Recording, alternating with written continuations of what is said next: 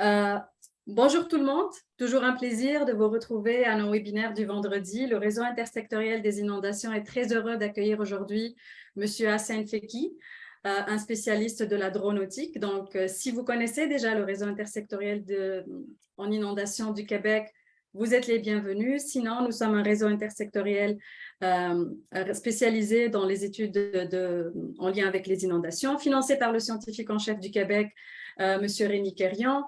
C'est un réseau qui a fêté la semaine dernière ses 4 ans et on continue, on poursuit actuellement dans la demande de renouvellement pour appuyer toujours les chercheurs et les étudiants dans leur démarche de recherche et de quête de nouvelles connaissances par rapport aux inondations.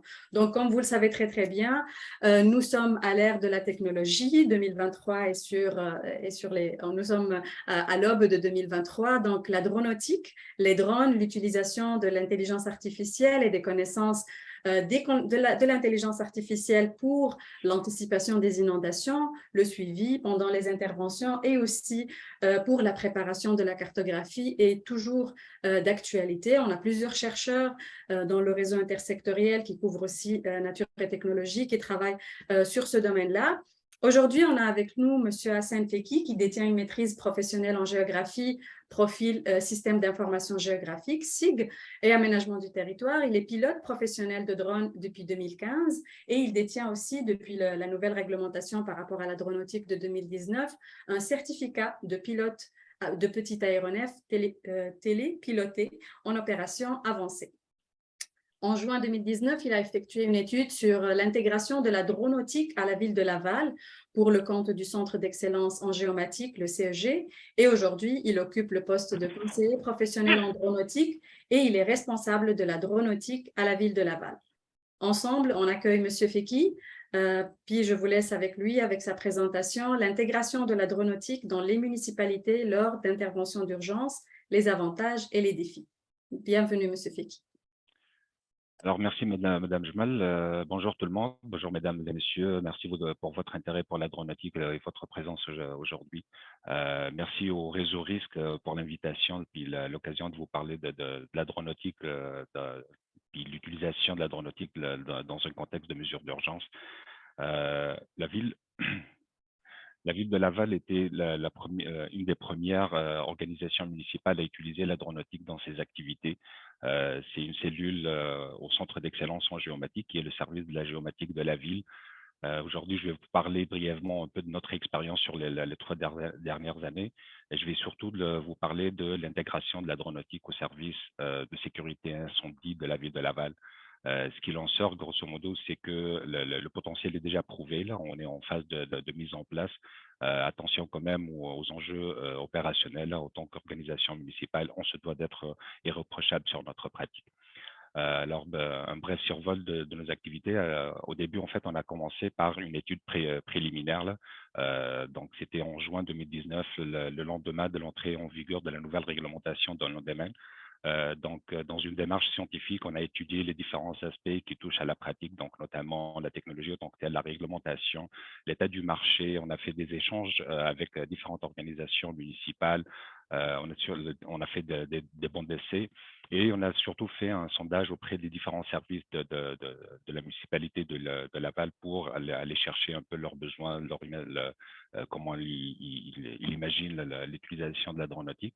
Tout ça nous a permis de dresser des scénarios prévisionnels qu'on a consignés dans notre rapport, comme vous voyez. Puis, on a fait des présentations à la haute direction, là, de différentes présentations. Ils ont apprécié l'idée, si bien qu'ils ont décidé de créer une cellule de dronautique au sein du Centre d'excellence en géomatique avec le mandat de fournir la prestation à l'ensemble des services de la ville, sauf le service de police, là, qui est déjà une unité propre à lui, mais on collabore beaucoup sur des questions notamment de veille technologique et veille réglementaire. Pour les types d'émissions qu'on réalise à l'interne, là, on fait beaucoup d'inspections, que ce soit d'ouvrages ou de terrain, de berges, de ruisseaux, de différents travaux d'aménagement, etc.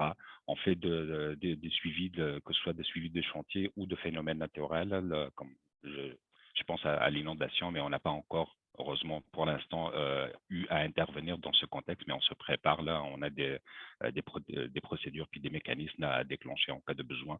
On fait essentiellement de la cartographie. Là. On est le service géomatique de la ville, donc on produit différentes cartes thématiques, là, puis les mosaïques d'images géoréférencées essentiellement. On fait aussi de la modélisation de bâtiments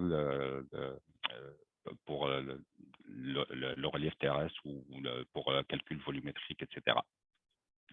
Côté équipement, nous avons choisi d'être un peu prudent au départ, c'est-à-dire on a commencé avec un Phantom 4 RTK.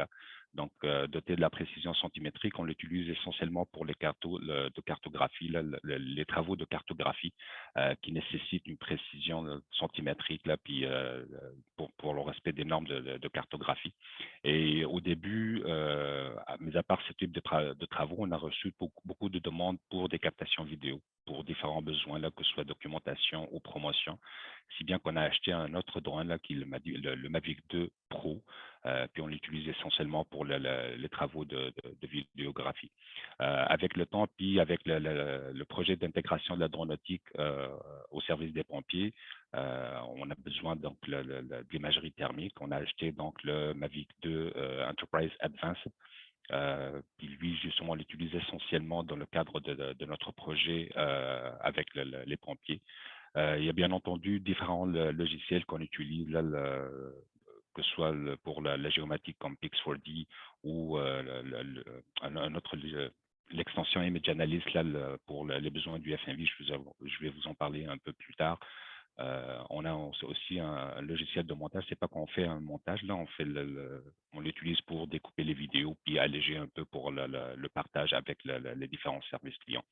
Avec tout ça, bien entendu, il ne faut pas oublier ce qu'on appelle les équipements afférents. C'est différents types d'équipements qui nous aident à assurer notre tâche de la façon la plus sécuritaire possible. Je pense donc à l'extincteur, aux équipements de marquage, walkie-talkie pour les communications, etc.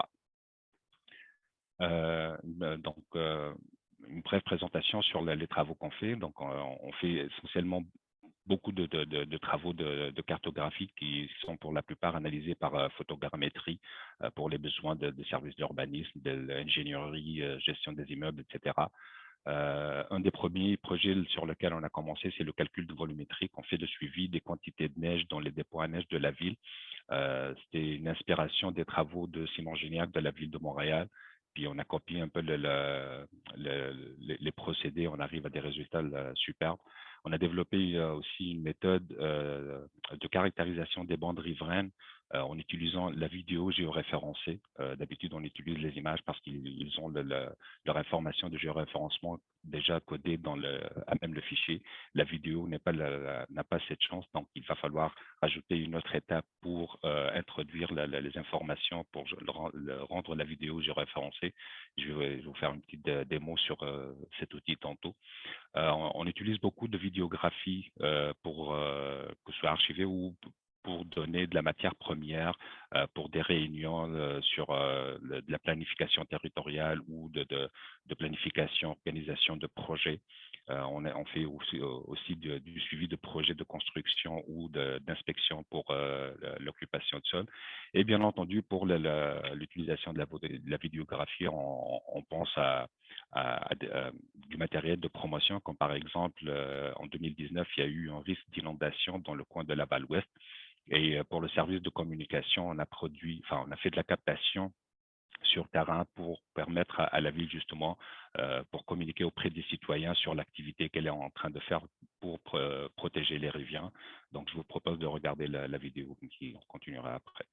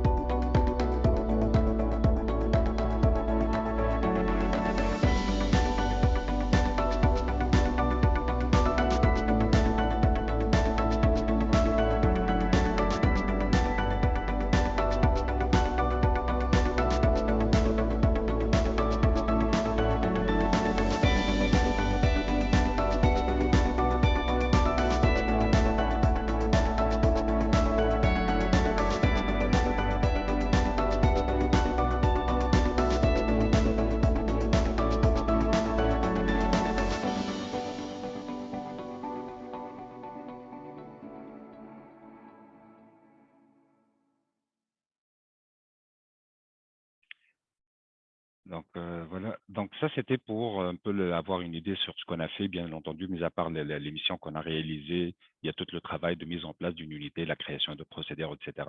Je passe maintenant pour vous parler du vif du sujet, donc l'intégration au service de sécurité incendie. Mais je fais une petite transition d'abord avant de plonger, c'est que toutes les opérations que je vous ai parlé, pour leur création, ça passe par des étapes de planification et d'analyse. La première étape, c'est une analyse préliminaire pour juger de la nécessité du recours au drone comme outil pour la réaliser. Donc, on voit s'il y a d'autres technologies qui peuvent faire l'affaire, etc.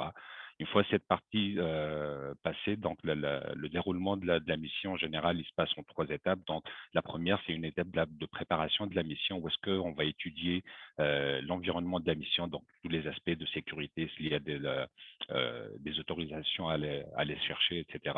Ensuite, les activités terrain, nous, dans notre cas, on a choisi de privilégier d'abord et avant tout la sécurité, ensuite la vie privée, puis la question de l'efficacité, parce que ça reste quand même l'objectif final de la job. La dernière étape, c'est l'étape de post-traitement et de production des livrables, le suivi avec les clients, etc. Bien entendu, ça se passe dans un contexte normal, c'est-à-dire d'opérations normales pour différents types de missions, ce qui n'est pas le cas justement pour le service incendie. Là, en général, on nous appelle puis on est déjà directement sur le terrain. Donc, les 2 premières étapes, là, ils se trouvent condensés et arrivent tout de suite avec la phase terrain sur le terrain. Donc, sachant ceci, on a choisi de faire un banc d'essai déjà dès le départ, ce qui nous permettrait d'étudier les spécificités du contexte opérationnel, donc des services d'urgence, les différents services qui peuvent intervenir en cas d'urgence. Le premier banc d'essai, il s'agissait d'une mission en immersion de 24 heures dans une caserne. Donc, j'accompagnais sur 24 heures une équipe dans une caserne. Là, je répondais avec eux aux différents appels qui sortaient. Et on a pris le temps de faire un retour sur 2 expériences malheureuses là, puis pour voir qu'est-ce que le drone aurait pu apporter dans ce cas. Première expérience, enfin, première simulation, c'était pour simuler un événement qui est arrivé une fois la nuit à la sortie d'une boîte de nuit. Il y avait des touristes américains qui ont eu une petite altercation avec un chauffeur de taxi. Puis à un moment donné, ils ont pris la fuite. Et ne connaissant pas le coin où est-ce qu'ils étaient, bah, ils sont entrés dans une réelle qui était une impasse. Arrivés à une clôture, ils ont fait le saut sans savoir que de l'autre côté, il y a une falaise puis il y a une carrière. Euh, Bien entendu, ça, on le sait avec le retour, mais sur le champ, on ne savait pas, ben, on sait à peu près qu'ils sont allés de tel côté, mais on peut facilement imaginer qu'un drone, il aurait pu, en un survol rapide, là, il aurait pu détecter leur présence, surtout avec une caméra thermique. Là, le tracé de vol que vous voyez sur l'image en haut à droite, le tracé jaune, ça a été exécuté en 2 minutes de temps. Bien entendu, on savait quoi faire, mais on imagine facilement avoir 5-10 minutes de plus là pour chercher et on aurait pu les trouver. L'autre cas, matérialisé par le plan de vol qu'on a réalisé justement en simulation en bas à droite. Il s'agit d'un appel donc pour sauvetage sur la rivière des Mille-Îles. L'embarcation des pompiers, il est arrivé, mais il était empêché de continuer son chemin par des hauts fonds. Là, je l'ai marqué sur le schéma par les points noirs. Donc, ils étaient bloqués à ce niveau, sauf que après coup, le lendemain, ils ont appris que la victime était vraiment pas trop loin là, mais malheureusement, elle était morte par hypothermie. Donc, nous, dans notre simulation, on a réalisé le petit tracé de vol que vous voyez en l'espace de 3 minutes. Donc, c'était juste un tour rapide de la zone. On peut rajouter un autre 5 minutes pour un quadrillage, puis avec un capteur thermique, on aurait trouvé facilement la personne, puis ça aurait pu sauver la vie de cette personne-là, c'est clair. D'autres travaux, là, mais à part cette mission d'immersion, là, on était appelé appelé un peu en urgence pour participer à quelque chose on ne savait pas c'était quoi. Donc, on est arrivé sur le terrain pour apprendre que c'était en marge d'un exercice d'entraînement pour un contexte de sauvetage. Mais ça a permis justement de toucher cette spécificité de l'intervention d'appeler à la dernière minute, puis les différents équipements qui sont impliqués. On le voit sur l'image en bas à gauche, qu'on parle de combinaisons qui sont quand même volumineuses, puis qui, qui, euh, qui peuvent freiner justement le mouvement. Donc, il y a tout ça à prendre en considération pour calibrer une intervention aéronautique qui soit vraiment très bien adaptée au contexte opérationnel des pompiers. Quand même, cette mission-là nous a permis de toucher la capacité des SATP, donc les drones, à répondre justement aux besoins, la qualité de l'image, le niveau de résolution, s'il répond aux besoins ou pas. On a décidé donc de créer un projet pilote pour étudier justement la façon d'intégrer la dronautique dans les activités du service de sécurité incendie. Donc, essentiellement, on cherche à savoir comment adapter les externalités de notre premier rapport qu'on a réalisé à l'intention de la ville en général. Donc, comment l'adapter au contexte opérationnel du service de sécurité incendie. Parmi les questions qu'on étudie, justement, c'est les axes d'intégration, les différentes opérations, quel équipement adopter, est-ce qu'on va avec une cellule ou différents pilotes là, attribués à différentes casernes.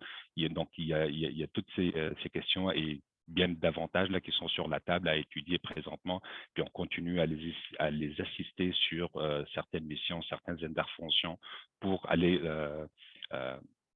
chercher le plus de données là, qui seront utiles pour notre étude. Donc, en cours, ce qu'on est en train de réaliser, c'est qu'on reçoit les alertes incendie comme ils le reçoivent les pompiers. Puis on essaie d'être présent sur les lieux là. On essaie de fournir un appui aérien pour le poste de commande, si on veut. La dronautique aussi, elle peut être très utile pour supporter les formations.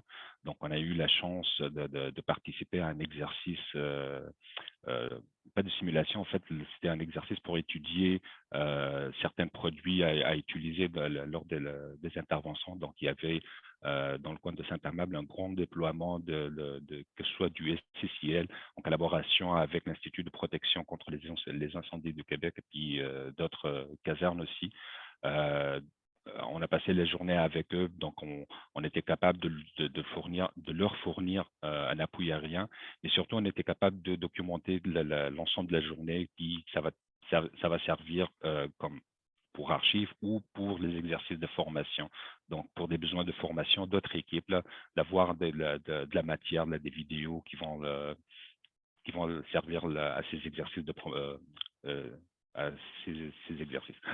On a aussi participé à un exercice de simulation sur table d'un déraillement d'un train au pont Bordeaux. Donc, c'était un très grand événement organisé par le service sécurité incendie de Laval en collaboration avec le Centre de recherche en innovation en sécurité civile du Québec. Il y a eu participation de 40 membres de différentes organisations. Là, on parle de Police de Laval, le 911, le Bureau de résiliation municipale, Urgence Santé, CEG, Service environnement de la ville de Laval, avec des partenaires externes comme la Sécurité incendie de Montréal aussi, le laboratoire mobile TAGA, il y avait le Canadien Pacifique, Sécurité civile, le ministère de l'Environnement du Québec. Enfin, il y avait plusieurs personnes autour de la table. Donc,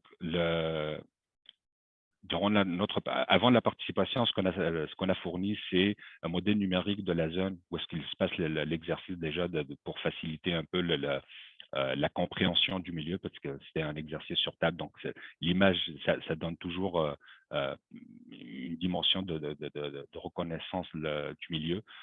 Donc, il y avait une mosaïque, il y avait des vidéos qu'on a fournies à cet exercice.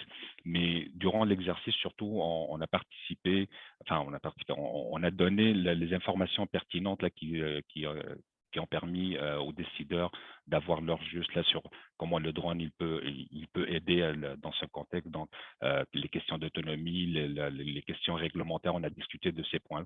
Puis, ça a permis beaucoup d'arrimer un peu le- les activités opérationnelles une fois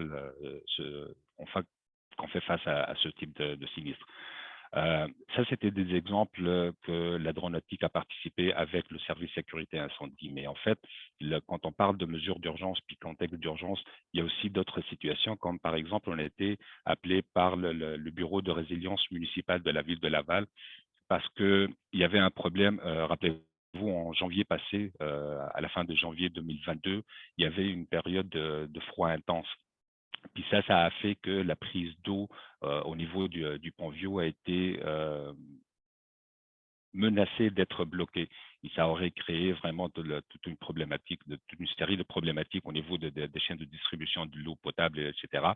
Donc, il y avait un grand suivi pour l'état de la situation. Il y avait Hydrométéo, Hydro-Québec, d'autres organismes autour de la table, différents services de la ville de Laval, le service environnement, service de l'eau, etc. Puis, il y avait un suivi assez serré pour l'évolution de l'état de la situation. Et la participation de la Dronautique, ça a permis justement de donner ce point de vue aérien, cette vue d'ensemble du site pour pouvoir juger, pour pouvoir suivre l'évolution de l'état de la couverture de glace, la formation de fragiles, etc. Donc, on a réalisé une dizaine de vols en 5 jours. Ça nous a surtout permis pour la Dronautique d'expérimenter l'intervention par temps de grand froid. Et on était à moins 26 affichés et en temps très, très venteux. Donc, c'était des conditions assez extrêmes, surtout pour les batteries des drones. Là, puis, ça nous a allumé sur la recherche de solutions là, justement pour prévenir ce type d'intervention. À part de ça, là, nous menons beaucoup de travaux de recherche et développement, comme par exemple à l'occasion de la grande fête des pompiers et du marathon de Laval qui ont eu lieu juin passé. On a expérimenté la diffusion directe de nos données, de nos captations là, et le partage avec des centres de commandement, là, le quartier général, etc. Vous voyez ici l'image du haut, c'est l'image à partir du centre de commande qui, lui, était à 3 ou 4 kilomètres de l'événement en tant que tel, qui s'est passé au centre police. Donc, on a pu partager avec eux les images, puis ils ont pu, de leur côté, justement, avoir ce retour de ce qui se passe réellement sur le terrain. Il y avait 4 drones sur le terrain et on a collaboré beaucoup avec l'équipe de police aussi sur cette question de partage de l'image. L'autre projet phare sur lequel on travaille, c'est justement l'utilisation de la vidéo géoréférencée. Comme je vous ai expliqué tantôt, la vidéo d'emblée, elle n'est pas géoréférencée. Donc, il va falloir passer par une étape où est-ce qu'on va mixer les données de vol, de géopositionnement, à même le fichier vidéo pour rendre la vidéo géoréférencée. Ça, c'est possible avec le add-in Full Motion Video qui vient, dans notre cas, avec l'extension Image Analysis de ArcGIS Pro. On utilise ArcGIS Pro. Puis, comme je vous ai expliqué, ça permet de rendre la vidéo géoréférencée et du coup, ça permet de pouvoir positionner la vidéo sur un environnement carte. Je vais vous faire une petite démonstration. OK, il n'est pas entré en fait. Là, vous voyez, on a deux environnements donc, pour l'analyse. Il y a l'environnement de la vidéo, donc c'est le lecteur vidéo que lui, c'est une fenêtre qu'on peut détacher, donc on peut la placer sur un autre écran. On peut avoir cet environnement de deux écrans pour l'analyse. Là, pour les besoins de la démonstration, je les mets les deux ensemble, mais sachez que la chose est possible. Puis, de l'autre côté, le deuxième environnement, c'est notre environnement de carte, où est-ce qu'on va avoir les classes d'entités qu'on utilise normalement. Dans notre cas, il s'agit de, comme je vous ai dit, c'est l'inspection de bandes riveraines. Ce dit en passant, pour lequel, quand on a développé cette procédure, ça a permis d'éviter à des équipes de personnes de parcourir les deux rives du ruisseau pendant plusieurs jours. Là. On peut imaginer minimum une équipe de 4 personnes parcourir ça sur 15-30 30 jours, whatever. Ben, nous, avec un petit vol de 3 heures, on a survolé l'ensemble du ruisseau et ça a permis de faire l'étape d'analyse en mode dans le confort du bureau. Donc, comment ça marche? Comme j'ai expliqué, on a l'environnement vidéo avec la vidéo qu'on peut faire jouer. Là, je vais le faire jouer. Puis de l'autre côté, on a l'environnement carte avec les, euh, les classes d'entités normalement. L'avantage du FMV, c'est qu'il va permettre de partager en temps réel dans les deux environnements et la ligne de vol, le cadre de l'image côté carte. Et aussi, on peut voir ici qu'il peut aussi partager les classes d'identité à même la vidéo. Ben, pour l'instant, on n'est pas arrivé à une très grande qualité parce qu'on continue les travaux de mise en place pour justement arriver à le maîtriser comme il faut. Mais ce qu'on trouve, c'est ce résultat, c'est-à-dire on a l'évolution de la vidéo, on le voit sur l'environnement carte, le positionnement du drone, là, c'est le point rouge pour le drone, le triangle va représenter le centre de l'image, et ça nous donne justement une idée de où est-ce que la vidéo se situe sur l'environnement carte. Donc, toutes les questions de positionnement. On va aussi pouvoir faire un partage d'annotation, c'est-à-dire si je fais un pause, puis je marque des choses sur le lecteur vidéo, ben ces marques-là, ces annotations-là, elles peuvent être partagées aussi avec l'environnement carte et du coup, ben, c'est des lignes qui sont géoréférencées. Donc, on va avoir aussi la possibilité de faire mesure à même la vidéo. En tout cas, ça va permettre cette exploitation, cette analyse. Donc, nous, on l'utilise, on est en train de le développer justement pour un contexte d'inondation éventuellement. Euh, on sait que durant une inondation, l'information pertinente, la plus importante, c'est de savoir l'eau, où est-ce qu'elle est rendue à chaque moment. Donc, on imagine envoyer le drone survoler justement la limite de l'eau, puis en temps réel, parce que ça aussi, il peut être en diffusion directe. Donc, l'opération que je vais vous décrire, elle peut se passer en temps réel. Donc, durant que le drone est en train le drone est en train de faire son vol, ben, on a sur l'environnement carte, on va pouvoir, en traçant la ligne d'eau sur la vidéo, ben, on va pouvoir la situer sur l'environnement carte et avoir justement instantanément l'information d'où est-ce que l'eau elle est rendue. C'est ce qu'on anticipe en tout cas pour l'utilisation de la vidéo géoréférencée dans ce cas. D'autres types de travaux, la ville de Laval, enfin le territoire de Laval, c'est une île, c'est l'île Jésus avec plusieurs îles et des lacs aux alentours. Donc, il y a besoin aussi d'inspection sous-marine, je vais dire, des travaux de bathymétrie, inspection vidéo pour situer, mettons, des émissaires, plusieurs types d'infrastructures là qui appartiennent à la ville. Donc, il y a clairement besoin d'utiliser un drone sous-marin pour justement combler ces travaux. On travaille aussi sur la modélisation 3D de bâtiments pour fournir un Building Information Management, un BIM par exemple. Donc ça, c'est quelques exemples de nos travaux de recherche et développement. Je termine avec les perspectives. Donc, nous restons très proactifs sur l'enjeu réglementaire. Comme je vous ai expliqué, autant qu'organisation municipale, donc le troisième palier du gouvernement, on se doit d'être irréprochable. Il y a plusieurs enjeux, puis il y a plusieurs questions où est-ce qu'on doit vraiment, vraiment faire attention, notamment en relation avec la vie privée, dans tout ce qui est en relation avec le citoyen, etc. Nous continuons de développer plein de nouvelles applications pour nos différents services clients. On regarde aussi pour accroître l'effectif de la cellule, éventuellement par des formations en interne. Et on regarde beaucoup pour les bénéfices de la technologie, de l'évolution technologique, comme par exemple la vidéo géoréférencée, d'autres types d'équipements, le vol, ce qu'on appelle le BVLOS, là, parce qu'il faut savoir que présentement dans la réglementation, on a l'obligation de voler toujours en ligne de vue directe avec le drone, c'est-à-dire on doit toujours l'avoir en ligne de vue. BVLOS est volé behind visual line of sight. Donc, on peut imaginer un peu comme les opérations militaires, c'est-à-dire il y a un poste de commande, puis le drone il est très très loin là à faire ces travaux. Donc nous, on anticipe que ça va libérer de beaucoup les opérations de drone-nautique, que ce soit pour la cartographie ou pour l'inspection ou d'autres types de travaux. En conclusion, je vous suggère de prendre connaissance de l'étude de la ville de Laval. C'est pas qu'elle est incontournable, mais c'est qu'elle a eu la chance d'être produite le lendemain d'une entrée en vigueur d'une nouvelle réglementation robuste pour le domaine de la drone-nautique. Donc, ça, ça lui donne de l'importance de ce côté-là. Sinon, si on se pose des questions sur l'intégration de la drone-nautique, que ce soit dans les municipalités ou différentes activités dans un contexte de mesures d'urgence, nous aussi, on voit ça très positivement. Puis, si on peut parler de suggestions, probablement identifier une masse critique de besoins qui va justifier justement le recours à la drone-nautique.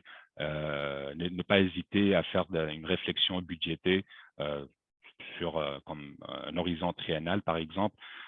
Sinon, pour finir, nous sommes très confiants que la drone-nautique, en fait, c'est une solution d'avenir pour les opérations et les activités d'une municipalité, qu'elle est en phase avec un développement, une évolution d'une organisation moderne comme la ville de Laval, et surtout que la drone-nautique, elle assiste, elle facilite, puis elle accélère beaucoup les activités des agents de la municipalité.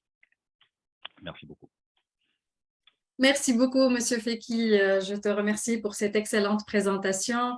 Au nom des personnes qui sont présentes ici, merci beaucoup. C'était vraiment très intéressant. Je vois que dans le panel, on a une panoplie de personnes, des professeurs, puis des conseillers municipaux. On a aussi avec nous la compagnie Exotactique, qui est une compagnie aussi de drone-nautique avec laquelle j'ai eu la chance de travailler pendant les inondations. Je vous prie, s'il vous plaît, de préparer vos questions. On a déjà une question de prête. Allez, Monsieur Dessau, vous voulez poser la question? Allez-y. Oui, on parle au niveau de la drone-nautique, un des enjeux, c'est l'autonomie des batteries. Donc, au niveau de l'été, combien de temps à peu près la durée d'un vol peut durer? Et la situation extrême que vous avez eue au niveau de la rivière des Prairies, à -26, ça se limite jusqu'à combien à peu près pour être avec une marge quand même sécuritaire, là? Oui. En fait, les autonomies des batteries, elles sont très variables. C'est surtout en fonction des modèles. Donc, je peux vous parler juste des modèles qu'on utilise, mais il y a d'autres types de batteries qui peuvent arriver à 1 heure. Puis, il y a des types de drones qui vont porter deux batteries en même temps. Donc, c'est 1 heure plus 1 heure, etc. Nous, dans le cas qu'on utilise, on a le Phantom puis le Mavic. On parle d'une autonomie comparable entre les deux. On parle théoriquement de 30 minutes d'utilisation par batterie. Dans l'état pratique des choses, on tombe ça à 20 parce qu'il y a toujours l'obligation, l'obligation par le bon sens, essentiellement pour la sécurité, de garder minimum 20 minutes dans la batterie avant de la ramener, déjà pour ne pas la bousiller surtout, mais pour ne pas bousiller, mais surtout pour des considérations de sécurité. Si jamais sur le chemin de retour, on appelle le drone pour retourner puis qu'il y a un problème, on est mieux d'avoir un peu de réserve d'énergie dans la batterie pour avoir le temps de résoudre l'éventuel problème. C'est pas arrivé, mais heureusement, il faut toujours garder en tête cette dimension de sécurité. Partant d'extrême froid, nous déjà, on s'est limité à 10-15 minutes. On n'a pas cherché à aller voir l'extrémité de la chose. On s'était déjà limité à 10-15 minutes parce que déjà 10-15 minutes, c'est tough pour les mains, là, je ne vous cache pas, mais c'est déjà vraiment pour prendre, en considérant justement que le temps froid, il va influer surtout sur l'autonomie de la batterie. On était conservateur, puis on s'est imposé un 10-15 minutes de temps d'intervention. Merci, M. Feki. Merci à vous. Merci, Monsieur Feki. On a aussi Monsieur Meunier qui veut poser une question. Monsieur. Oui, bonjour Manel, bonjour Monsieur Feki, merci pour votre présentation. Merci à vous. Moi, je m'interroge sur l'utilité de la technologie que vous nous présentez pour nous aider en milieu, disons, rural à mieux comprendre les dynamiques de ruissellement lors d'événements pluvieux extrêmes et puis essayer d'identifier, disons, les priorités d'intervention pour réduire justement l'impact de ces événements pluvieux extrêmes sur nos cours d'eau, le ruissellement et tout l'entraînement des sédiments, des polluants, etc. Est-ce que vous avez des expériences là-dessus ou des références sur lesquelles je devrais me pencher? Ben, on n'a pas encore, on n'a pas eu à travailler sur ce type de questions, si on veut, mais vite fait, quand vous me posez la question, j'imagine deux aspects qu'on peut utiliser la drone-nautique là-dessus. D'abord, un côté en prévision, donc en phase étude, la drone-nautique, elle va nous permettre de développer des modèles numériques de terrain. Mis à part les cartes mosaïques 2D, là, il y a les produits 3D, donc c'est des modèles, différents modèles d'élévation, modèles numériques de terrain, modèles numériques de surface. Puis je pense que ces produits-là, ils seront très utiles dans un processus d'analyse géomatique là, pour justement sortir les questions de pente, les questions de ruissellement, puis répondre éventuellement à plusieurs questions dans ce sens. L'autre volet que je vois aussi, la participation de la drone-nautique, c'est plus une action curative, là, si on veut, c'est-à-dire durant un grand ruissellement ou quelque chose, ben, le suivi par la vidéo, puis pourquoi pas la vidéo géoréférencée, elle va permettre justement de donner cette information pour situer les choses, ou ne serait-ce que pour un suivi visuel des opérations du phénomène, si on veut. Est-ce que, si vous me permettez un complément à ma Oui. question, est-ce que vous avez parlé tantôt de bathymétrie, là, je ne sais pas dans quelle mesure on peut, à partir du drone, faire la bathymétrie, mais est-ce qu'on peut, en temps, justement, pendant la pluie ou immédiatement après la pluie, estimer aussi les débits ou les flux? La réponse vite fait, je pense pas. Je m'explique. C'est-à-dire, quand j'ai parlé de bathymétrie tantôt, je parlais dans le cadre d'utilisation d'un drone sous-marin. Donc, il est déjà dans l'eau, Ah, OK. voilà, avec une espèce de sonar là, pour faire la même job que le RGB fait, donc pour faire des modèles d'élévation, différents modèles d'élévation éventuellement. Pour le drone, il y a possibilité, enfin, on ne l'utilise pas, mais j'ai appris l'existence de la chose, il y a possibilité d'utiliser ce qu'on appelle le lidar vert pour faire de la bathymétrie. Sauf que le lidar vert, il est limité justement par la question de la turbidité de l'eau. Ça prend de l'eau qui est calme. Oui, c'est ça, calme, puis qui n'est pas de la turbidité, donc claire, là, pour que le rayon de lidar vert, le laser vert, là, si on veut, puisse pénétrer l'eau et arriver au fond marin pour relever son niveau d'altitude. J'anticipe qu'en cas d'inondation ou de l'eau qui court, je pense pas qu'elle sera vraiment calme ni claire. Donc, je pense pas que le lidar vert, il peut être utile dans ce sens. Mais voilà. Mais si on fait, si au préalable la numérisation du territoire, après, on peut identifier où est rendu l'eau, puis estimer les débits peut-être. Et fait, je finirai oui. avec ça. Est-ce que ça peut nous aider aussi à déterminer, par exemple, si on veut aller de l'avant avec des bandes riveraines, prioriser les interventions pour modifier le pattern d'écoulement, puis avoir un impact réel, peut-être simuler l'impact des interventions pour les prioriser. Justement, c'est ça que j'allais vous suggérer ou dire, c'est que je vois plus l'utilisation de la drone-nautique en contexte préventif, c'est-à-dire avant l'arrivée de la catastrophe, c'est d'utiliser la drone-nautique pour produire des modèles d'élévation qui vont permettre d'étudier l'écoulement de l'eau, faire des simulations d'écoulement de différentes sortes. Et oui, pour ce qui est des bandes riveraines, bah, nous, dans notre cas, on l'a utilisé pour faire la caractérisation de l'indice de la qualité des bandes riveraines, mais il peut être aussi utilisé pour, encore une fois, produire des modèles d'élévation, différents modèles d'élévation qui vont servir pour des opérations de simulation là, pour les différentes formes de débit d'eau. Merci beaucoup. C'est moi qui vous remercie. Merci beaucoup. Merci Hassen. Merci M. Meunier pour cette question. Est-ce que vous avez d'autres questions? Je trouve que on a gardé notre auditoire aujourd'hui. C'est vraiment un beau défi. Le sujet est très intéressant. Personnellement, moi, je trouve que c'est très intéressant. Les deux points que moi, j'ai retenus personnellement, et puis ça, c'est mes différentes casquettes entrent en jeu. Premièrement, le service d'urbanisme. Si jamais on a des urbanistes ou des personnes qui sont en service d'urbanisme J'ai déjà expérimenté cet outil-là, comme je vous ai dit, avec Exotactique, et puis je trouve que c'est très intéressant pour l'inspection. Puis, je vais finir, puis ensuite, je vous donne la parole, M. Madani. Au niveau aussi de la diffusion des vidéos pendant les inondations, ça serait très intéressant. Pourquoi? Parce que dans un projet qu'on est en train de mener sur toute la MRC de Vaudreuil-Soulanges sur les inondations, c'est très important de rassurer les citoyens. Il y a un problème de communication de risque et pendant les crues, les citoyens, parfois, ils ont peur, ils ne savent pas quel est l'état de la rivière, quel est le niveau de l'eau. Donc, je pense que comme vous l'avez proposé, M. Fekis, ça serait vraiment très intéressant d'avoir eu, mais ça s'organise au niveau des instances municipales sur quelle information on veut communiquer, puis quel niveau d'information on va publier. Donc, on a beaucoup d'autres questions. M. Madani, puis ensuite, M. Hugues Fabien. Merci, madame. Donc, j'ai une question concernant la possibilité d'une utilisation opérationnelle, que ce soit pour l'alerte précoce lorsqu'il s'agit de risques majeurs, et aussi pour les accidents de circulation, c'est-à-dire en matière de transport. Qu'est-ce que vous utilisez? Quelle action vous pouvez prendre? Voilà, merci. Le son n'était pas très clair, donc ce que j'ai compris, l'utilisation en cas d'accident de route, puis l'autre cas, celui d'avant, je n'ai pas bien entendu.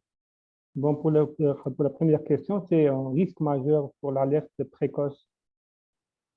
Est-ce que c'est, voilà, pour l'alerte précoce, est-ce qu'il y a des actions opérationnelles? Donc, ce n'est pas seulement de reconnaissance. Qu'est-ce que vous pouvez faire? Excusez-moi, c'est probablement mon numéro. Au niveau de l'intervention lors d'un événement majeur. Dans un contexte d'inondation, par exemple, ou… Ah, OK. Voilà. Route, un accident majeur, un sinistre majeur, est-ce que pendant l'intervention, est-ce que vous pouvez agir? On peut toujours apporter ce point de vue. On peut toujours apporter ce point de vue aérien qui va permettre une meilleure reconnaissance de l'état de la situation. Et en partageant cette image par diffusion avec un centre de commandement ou un quartier général qui coordonne les opérations sur place, j'imagine que ça aiderait beaucoup. Pour la question des accidents de route, ça reste du ressort de la police. Puis comme je vous ai expliqué, la drônautique à la ville de Laval, il y a la cellule de police qui traite tout ce qui est en relation avec leur activité. Puis il y a notre cellule qui fournit la prestation aux autres services de la ville. Puis la question des accidents de la route, ça ne nous regarde pas. Donc, on n'a pas eu à intervenir là-dessus, mais il y a un projet pilote sur lequel on travaille justement avec la police qui étudie vraiment ce que l'aéronautique peut apporter, notamment pour raccourcir le temps d'intervention sur place, mais je ne peux pas dire plus. Donc ça, c'est pour les accidents de la rue. Pour les autres événements de catastrophe, là, si on veut, encore une fois, c'est parce que c'est déjà en cours. Donc, de faire de la cartographie du site, ça va pas être ça qui va aider sur le moment de l'intervention. Donc, c'est plus de la captation vidéo là, pour suivre l'avancement de l'état de la situation. Puis après coup, après ces sinistres, on peut faire la cartographie pour recenser les dégâts, puis les positionner, faire l'inventaire des dégâts d'une façon générale. Parfait, merci beaucoup. On passe à la question suivante. Fabien, Hugues. Oui, bonjour. Merci pour la présentation. C'est vraiment intéressant. Moi, je suis hydrogéomorphologue, puis j'utilise assez souvent le drone dans des contextes de suivi environnemental, en fait. Donc, pas dans des conditions d'intervention. Puis, en fait, ce qui a retenu ma attention, c'est la question de, je pense, M. Meunier, un peu plus tôt, là, sur la question du ruissellement. Est-ce que vous pouvez confirmer qu'un drone peut voler dans des conditions météo, admettons, parce que là, si je comprends bien, c'était un événement pluvial intense, puis il voulait suivre l'évolution du ruissellement. Là. Mais si je comprends bien, on ne peut pas forcément voler un drone dans des conditions de pluie intense ou dans des conditions où est-ce qu'on souhaite avoir un suivi liés à des événements des événements climatiques avec forte pluie. Écoutez, je vous dirais, ça dépend du drone. C'est-à-dire que nous, avec les drones que je vous ai présentés, les petits drones là qu'on a présentement, c'est sûr qu'ils ne vont pas pouvoir sortir parce que leurs conditions de vol, c'est zéro précipitation de toutes sortes que ce soit. puis limite par rapport au vent qui va jusqu'à un maximum de 30 km/h en rafale. Ceci dit, il y a d'autres types de drones bien plus gros, bien plus robustes, puis un peu destinés, si on veut, pour intervenir, pour permettre d'intervenir dans ces moments-là. Donc, ça prend un drone qui soit étanche, donc waterproof, excusez l'anglicisme, mais étanche justement, destiné à intervenir lors de contextes où est-ce qu'il y a de la précipitation. Puis, ça prend un drone qui va pouvoir supporter le maximum possible cette limite de vent en rafale. Dans notre cas, comme je vous ai dit, c'est 30 km/h. Je connais d'autres types de drones qui peuvent aller jusqu'à 50, 60. Donc, ça dépend toujours du type de drone que vous utilisez.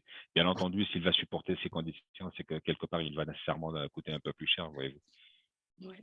OK, merci. Puis justement, à ce niveau-là, sur les questions de ruissellement, puis des choses où c'est difficile d'aller prendre des données aériennes pendant l'événement, là, c'est souvent, on utilise souvent le drone justement pour faire des modélisations de prédiction, puis des choses en avant de l'événement plutôt que pendant l'événement. Mmh. Ou Merci bien en beaucoup. prévention, ou bien après sinistre pour compter les Oui, dégâts. exactement. On veut cartographier les Pour dégâts. le suivi. Ouais. Merci beaucoup. Monsieur Fabien Hugues, restez à l'affût. On va lancer bientôt un projet sur hydrosédimentologie. Donc, suivez les nouvelles du risque. Vous serez certainement intéressé. Merci beaucoup, Monsieur Finet. Est-ce que vous avez d'autres questions? Est-ce que l'auditoire il a d'autres questions? Personnellement, on a travaillé avec la ville de Rigaud dans un contexte post-inondation, un contexte de rétablissement, et je trouvais l'apport des dronautiques très intéressant, comme vous l'avez dit, M. Feki, pendant la présentation, entre autres pour l'inspection et atteindre des zones qui n'étaient pas atteignables, parce que en position, surtout pour les inspecteurs municipaux et les services de l'urbanisme qui doivent accéder à des endroits ou à des bâtiments qui sont ensevelis par l'eau, d'autant plus qu'il y a un risque que sous l'eau, il y aurait des trous, il y aurait des événements qui pourraient engendrer des problématiques. Le fait d'accéder par la dronautique et pouvoir voir l'état de la situation, ça a beaucoup aidé. Puis, c'était courageux de la municipalité de l'utiliser. C'est vrai que ça, j'imagine que toutes les autres municipalités vont se prémunir de ce type d'outils-là, mais à un certain moment, en tant que le service d'inspection, on trouvait ça très intéressant et j'imagine qu'au niveau de l'urbanisme, ça va être l'avenir de l'inspection municipale parce que vous savez, sur le territoire municipal, lorsqu'il y a des activités, les inspecteurs veulent savoir s'il y a des travaux illégaux. Et ma question à M. Feki, quelle est la portée du drone? Parce qu'à un certain moment, on se posait la question, est-ce que moi, en tant qu'inspecteur, je suis devant mon ordinateur, puis j'envoie le drone qu'il aille inspecter un territoire à genre 3, 4, 5 kilomètres. Quelles sont les portées maximales et est-ce qu'on peut faire voler un drone sans surveillance? Parce que je me rappelle avec Exo, à un certain moment, il disait il ne faut pas le perdre de vue, il faut toujours continuer à le voir. Je vous laisse répondre. Si vous me permettez, avant de répondre à la question, je vais rebondir justement sur la question de la sécurité puis les risques au moment de l'intervention. J'ai parlé tantôt de l'exercice de simulation sur table de déraillement de train. On peut imaginer un train de marchandises où est-ce qu'il y a beaucoup de matériaux nocifs, là, surtout si on les mélange avec l'eau, ça va donner des émanations. Puis la participation du drone, ça va permettre justement d'envoyer le drone à place d'envoyer un être humain, quand bien même qu'il soit avec un appareil respiratoire ou quelque chose, c'est bien plus facile d'envoyer le drone, puis de garder notre monde en sécurité. Même affaire, on peut l'imaginer justement au contexte d'inondation. Maintenant, pour répondre à votre question, encore une fois, la question de l'autonomie, pas l'autonomie, la capacité, la portée justement du signal, ça va dépendre en fonction de l'équipement. Un équipement qui est efficace, puis il va pouvoir aller vraiment trop loin, d'autres qui ne le sont pas. Il faut faire la différence entre la capacité théorique et la capacité réelle sur le terrain. Par exemple, le Phantom 4 que j'utilise, il parle d'une capacité d'aller jusqu'à 8 km théoriquement. Sur le terrain, à partir de 500 mètres, allez, maximum 700 mètres, j'avais des coupures de signal. Donc, c'est ça que je dis. Ça dépend beaucoup. Enfin, il y a la différence entre le théorique et le pratique, mais le pratique, en l'occurrence, il dépend beaucoup de l'état de l'environnement. Si on est dans un contexte urbain, bien entendu, il y a des obstacles, il y a la possibilité d'avoir des interférences de différents types, que ce soit les équipements électroniques, que ce soit les câbles de tension, etc. Il y a plusieurs facteurs qui peuvent freiner cette portée d'équipement. C'est-à-dire, en conclusion, pour ce point, je dis, oui, il y a toujours la capacité théorique qu'on va vous donner. Prenez jamais ça pour acquis. Allez vérifier sur le terrain avant d'utiliser, puis dire, ah oui, mon équipement, il est capable d'aller à 8 km, je vais l'envoyer à 8 km. Je ne pense pas que c'est toujours vrai. L'autre affaire, c'est justement par rapport à la réglementation, comme l'équipe d'Exotactique l'a dit, il faut toujours le garder en ligne de vue, il faut toujours le garder en vue. Et ça découle d'une obligation réglementaire. Comme je vous ai dit tantôt, présentement, dans la réglementation, on a l'obligation légale de le garder en ligne de vue directe. En ligne de vue directe, c'est-à-dire de le regarder à l'œil nu, sans jumelles, sans écran, sans autre artifice. Que ce soit le pilote ou ce qu'on appelle un observateur, qui est un membre d'équipage qui va travailler avec le pilote, mais qui doit être en communication directe, donc via walkie-talkie avec le poste de commande. Ça, c'est la solution pour le garder en vue directe. Il n'est pas interdit dans la réglementation, dans l'état actuel des choses, de le voler au-delà de la ligne de vue directe, mais on doit déposer une demande COS, c'est-à-dire une demande pour un certificat d'opération aérienne spécialisé, pour justement démontrer de notre capacité d'assurer les opérations avec le niveau de sécurité exigé par la réglementation. On sait que dans les prochaines années, il va y avoir des ouvertures d'utilisation du BVLOS, excusez le terme, c'est-à-dire de pouvoir l'utiliser au-delà de la ligne de vue directe. Et nous aussi, à la ville de Laval, on attend ce moment parce que, comme je vous ai expliqué, ça va libérer nos opérations. Là, ça va nous permettre, pour des travaux de cartographie, par exemple, de couvrir encore plus large, encore plus loin, dépendamment de l'autonomie de batterie. Probablement qu'on passerait sur d'autres types de drones qui vont permettre une meilleure autonomie, mais ce n'est pas encore arrivé. Dans l'état actuel des choses, puis avec l'état actuel de la réglementation, il n'est pas strictement interdit de faire du BVLOS. On peut l'avoir, mais il faut demander l'autorisation à travers un certificat d'opération spécialisé. Oui, on a une dernière question, je pense. Il nous reste 2 minutes. Merci beaucoup, c'est très intéressant.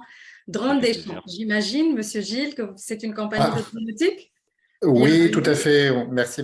On est basé à Laval, justement. Mais en fait, M. Fekki a plus ou moins répondu à ma question. Et c'était, vous parliez du BVLOS.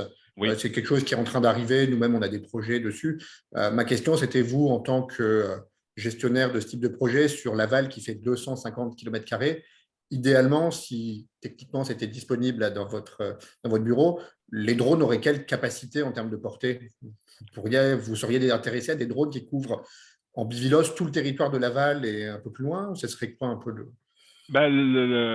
nous, notre intérêt, c'est le territoire. On est en une municipalité, donc on travaille pour le citoyen lavallois et notre intérêt, il reste le territoire lavallois. Donc, c'est au niveau du territoire.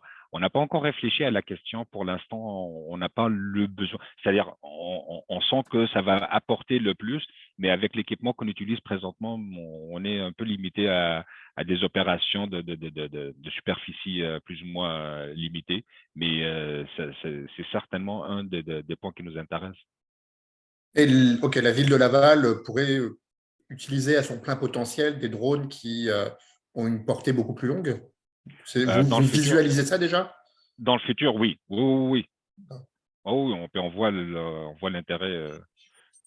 Il y a quelque chose qui vous intéresse. Oui, la réponse est définitivement. Non, parce que ça arrive très rapidement. On a en partenariat avec des compagnies qui peuvent envoyer des drones à plusieurs centaines de kilomètres. Et la question, c'est est-ce qu'il y a un intérêt de la part des municipalités? Complètement. C'était ma question, mais merci beaucoup. Oui, ça fait plaisir. Merci à vous. Il est 13h, vous avez entendu sonner, c'est l'heure de la fin. Mais moi, j'ai une petite question en tant que citoyen, nous. Est-ce que moi, ça ne me dérangerait pas de voir voler un drone? Ça, c'est une question qui m'a été rapportée par une chercheuse au réseau Risque et qui m'a dit, oui, mais notre intimité, jusqu'où on peut aller au niveau de la vie privée, notre vie privée dans nos cours et dans nos maisons, surtout l'été, avec des activités à l'extérieur. Est-ce que vous avez réfléchi à ça à la ville de Laval? Complètement. Nous, on a beaucoup travaillé avec les avocats de la ville justement sur cette question. Il faut savoir que dans la nouvelle réglementation, la question de la protection de la vie privée, elle est primordiale. C'est-à-dire, il y a une mention claire là pour faire attention justement à cette question.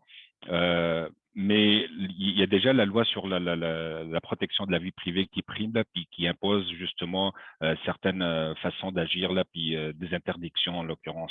Donc, comme je l'ai expliqué déjà au début, on était conscient justement par le fait qu'il y a une caméra là après nos équipements, donc il y a un enjeu crucial puis clair à part de ça. Donc, on a travaillé beaucoup avec les avocats de la ville à étudier cette question. Et dans notre procédure, qui est en train de se mettre en place, il y a différentes étapes. D'abord, la première étape, c'est éviter tout simplement. Puis éviter quoi? Parce que l'élément central de la chose, ce qu'on appelle les éléments d'identification. Donc, c'est un visage, c'est un numéro, c'est tout ce qui peut permettre d'identifier une personne et donc éventuellement de lui porter préjudice. C'est la question centrale. Donc, nous, pour la première étape, pour faire face à cet enjeu, première décision, c'est éviter tout ce qui est captation d'éléments d'identification. En deuxième lieu, si jamais, puis il y a toujours vérification de nos produits là aussi, aussitôt captés avant livraison ou avant même traitement, si jamais il y a de l'élément d'identification qui a été capté, c'est le flouter tout de suite. Puis ensuite, il y a d'autres contraintes. Comme je vous explique, on est en train de travailler là-dessus par rapport à l'archivage, par rapport au partage de l'accès à l'information. Il y a d'autres étages où est-ce qu'il y a plusieurs boucles de vérification à installer là-dedans. Puis oui, c'est une question primordiale, notamment pour un organisme municipal là, dans sa relation avec le citoyen. Puis c'est très, très important de faire attention à cet élément. Je vous dis d'une façon générale, il n'y a pas à avoir peur, surtout s'il y a du monde professionnel qui utilise ça. C'est le monde un peu cow-boy là, probablement qui font peur, mais ça, il a déjà la pancarte cow-boy, fait que son degré de respect de la réglementation, il laisse à désirer. Mais s'il y a un organisme professionnel, lui, c'est sûr qu'il va respecter la réglementation parce qu'il en va de son existence. Puis il ne faut pas avoir peur de ce monde-là. Après, il y a la règle, puis il y a les pratiques, là, voyez-vous. Mais d'une façon générale, ce que j'ai eu comme feedback, puis je vais finir avec ça, en général, quand je suis sur le terrain, il y a plus de l'intérêt du côté du citoyen de voir cette nouvelle technologie au service de la ville, pour des services qui vont être bénéfiques pour lui. Donc, il y a plus de l'intérêt que de la crainte. J'espère que ça va rester de même. En tout cas, nous, à chaque fois qu'on intervient, on est dans la transparence la plus totale avec l'équipement de la ville qui sont indiqués. On porte une pancarte là qui informe sur le déroulement d'une opération aéronautique. On porte nos identifiants d'employés de la ville. Puis, on a toujours les observateurs qui vont gérer la question des passants, parce qu'on n'a pas le droit avec notre équipement du survoler du monde. Donc, il va falloir gérer la question de la sécurité par rapport aux passants. Merci beaucoup, Monsieur Feki. Merci à tout le monde. Merci d'être resté avec nous. On a pris un petit 5 minutes après 13 heures. C'est très intéressant de vous écouter, Monsieur Feki. Bravo pour votre mission. Bravo à la ville de Laval. Je tiens surtout à remercier ma collègue Valérie, qui, elle organise. Elle est notre spécialiste des webinaires et de la diffusion scientifique. Si jamais vous avez des questions, vous avez le courriel avec lequel vous vous êtes inscrit. Écrivez vos questions à Valérie. Elle aura vraiment le plaisir de vous répondre. Toujours un plaisir de vous voir les vendredis dans les webinaires du risque. Je vous souhaite un joyeux temps des fêtes. Oui, à bientôt. Excellente fin de semaine et merci tout le monde. Je lui transmettrai vos bons mots.